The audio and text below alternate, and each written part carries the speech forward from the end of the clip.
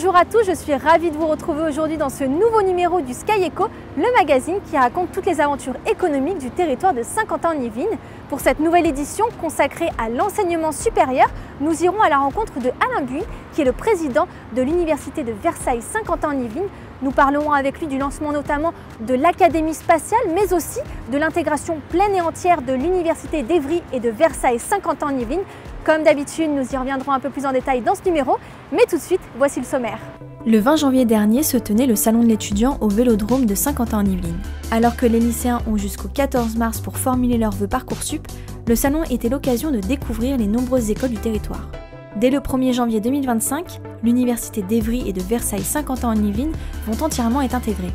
Dans ce numéro, nous irons à la rencontre d'Alain Buis, président de l'Université Versailles-Saint-Quentin-en-Yvelines, pour comprendre l'enjeu de ce partenariat. En collaboration avec le territoire de Saint-Quentin-en-Yvelines, l'école 3IS produit des vidéos pour mettre en avant les écoles du territoire. Enzo Boisjean, ancien étudiant de 3IS, nous en dit plus sur ce projet dont il fait partie.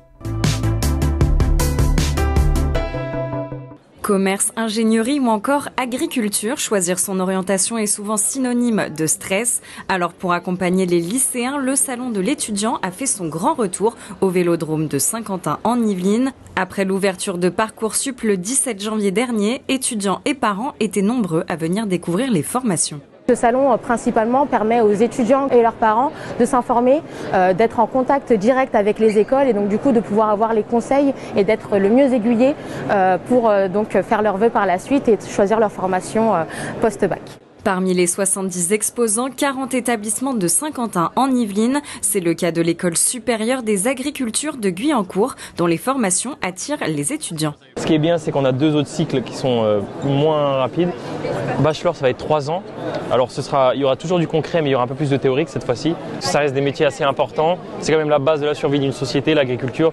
On en a tous besoin et surtout dans le contexte actuel, contexte économique et surtout le contexte environnemental. S'il y a bien un truc que j'ai remarqué au sein de la jeunesse, en tout cas des gens de mon âge à peu près, c'est qu'il y a un engouement qui se crée plus ou moins autour du côté environnemental.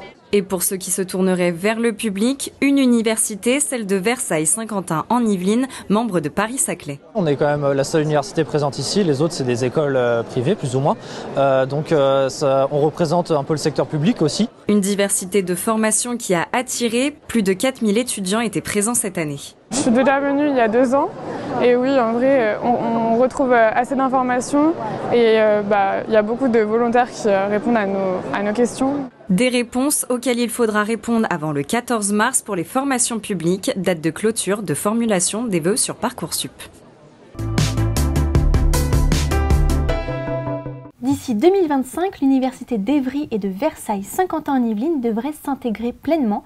Pour en parler, je suis aujourd'hui avec le président de l'Université de Versailles-Saint-Quentin-en-Yvelines, Alain Buis. Bonjour. Bonjour. Alors pour mieux comprendre ce partenariat, est-ce que vous pouvez nous expliquer d'abord à quoi ça correspond concrètement ? Alors 2024 est une étape importante, ça va être l'année de la finalisation du projet Paris-Saclay, pour laquelle l'UVSQ est depuis les débuts, les balbutiements de ce projet, qui est membre fondateur de cette université. Et donc, ce que vous appelez l'intégration pleine et entière, peut-être pour que ça soit clair pour tout le monde, c'est la finalisation de plusieurs années de projet et avec une université de Versailles-Saint-Quentin-en-Yvelines qui va se transformer. Et peut-être pour l'expliquer de la manière la plus simple, c'est que l'université de Versailles-Saint-Quentin-en-Yvelines va changer de nom et va devenir Université Paris-Saclay-Versailles. Tous les campus de l'UVSQ aujourd'hui vont de manière définitive devenir des campus de ce projet d'envergure de l'enseignement supérieur et de la recherche qui est l'Université Paris-Saclay. Pourquoi vous avez décidé de mettre ça en place et de changer de nom ? Alors c'est pour traduire simplement cette forme d'intégration pleine et entière, cette forme de fusion, c'est-à-dire que tout ce qui va concerner le cœur de métier de l'université, des universités, qui est la formation et la recherche, eh bien tout ça va correspondre à cet ensemble de 7 établissements, donc qui sont 3 universités, l'Université d'Évry et Versailles-Saint-Quentin-en-Yvelines, mais aussi l'Université Aix-Paris-Sud, et puis 4 grandes écoles d'ingénieurs, pour en former une université qu'on appelle intensive de recherche, mais qui se traduit aussi de partir des territoires pour s'ouvrir vers l'international. C'est un projet qui s'inscrit dans un projet national, c'est-à-dire de regroupement d'universités et d'écoles, pour faire des universités d'une d'une taille et quelque part assez puissante pour être visible au niveau international, d'avoir une envergure internationale. Et nous avons la chance, dans le territoire des Yvelines, d'être symbolisé par la ville de Versailles, qui est l'une des rares villes qui est aussi une marque mondiale, avec Paris et Bordeaux, et donc d'attirer aussi des étudiants, des chercheurs internationaux, et de pouvoir poursuivre notre développement. Qu'est-ce qui va changer pour l'UVSQ, donc à part changer de nom? Est-ce qu'il y a des choses qui vont changer pour les étudiants, par exemple? Bien, à la fois oui et non. Non, parce que en fait, les diplômes sont déjà des diplômes communs.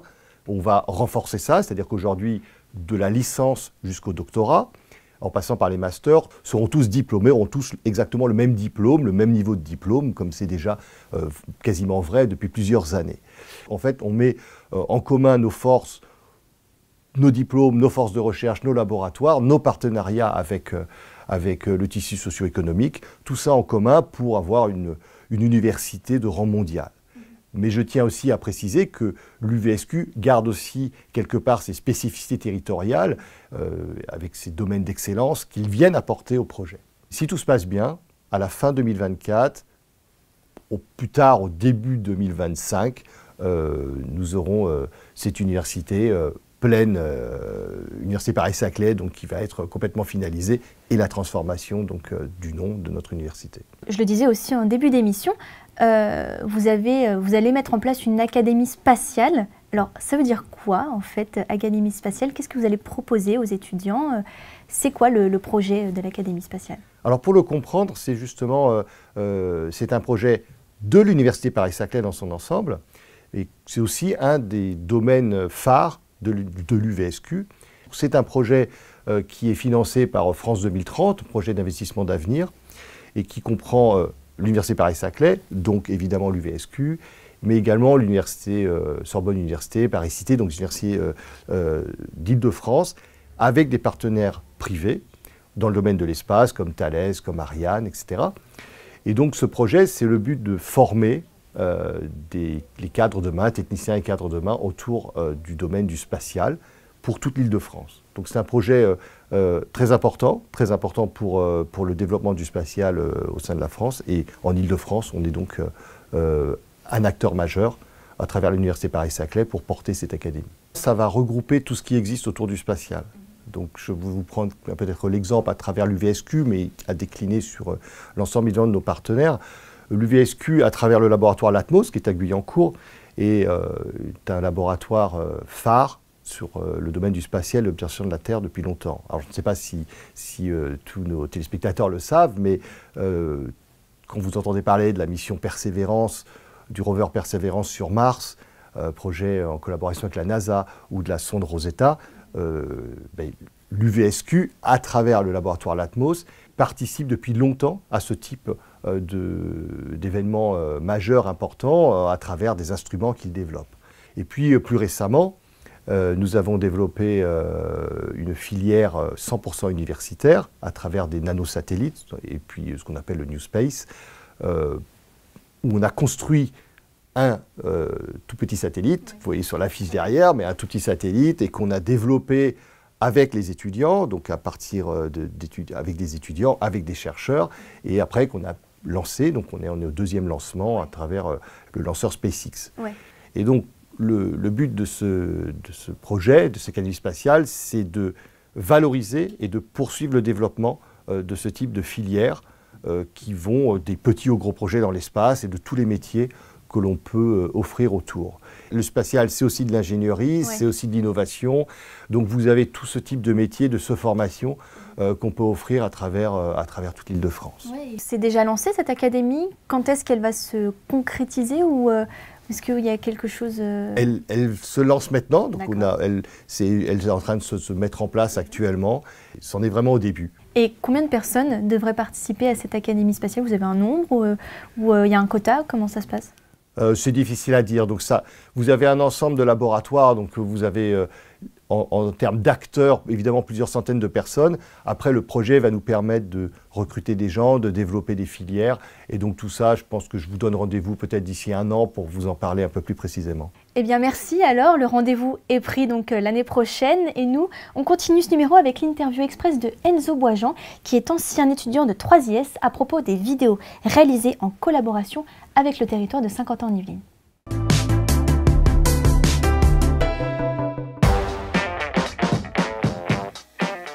On produit des vidéos avec le territoire de Saint-Quentin-en-Yvelines, plus précisément avec le service école supérieure et les relations avec les écoles supérieures sur tout le territoire de Saint-Quentin-en-Yvelines.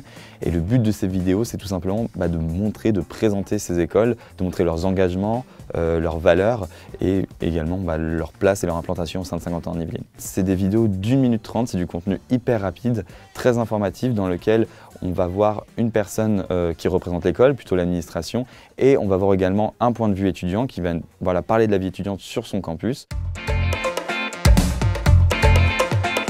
3IS, en fait, ça fait 36 ans que c'est implanté sur le territoire de Saint-Quentin-en-Yvelines. On est la seule école d'audiovisuel du territoire avec un campus plutôt important. Tout simplement, l'idée de ce partenariat, elle est venue du service relations école supérieure de Saint-Quentin-en-Yvelines qui nous a approchés en tant qu'école d'audiovisuel et qui voulait tout simplement mettre en valeur l'ensemble des écoles sur le territoire de Saint-Quentin-en-Yvelines.